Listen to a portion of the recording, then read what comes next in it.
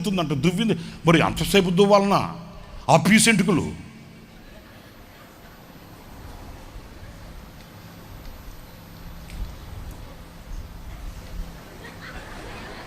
మళ్ళా ఎంత ఇంత ఆ గుర్రం తోకుంటుంది. షోకి ఎక్కువైపోయింది రోజున. మంచిగా ఉన్న ఇంటికలన్నింటిని ఏం చేయాలి? రింగిల్ రింగిల్ రింగిల్ రింగిల్ రింగిల్ రింగిల్ దోడో ఏం అనకూడదు, కానీ ఏం చేస్తాం, అనకపోతే ఏమో షోకి ఎక్కువైపోయింది.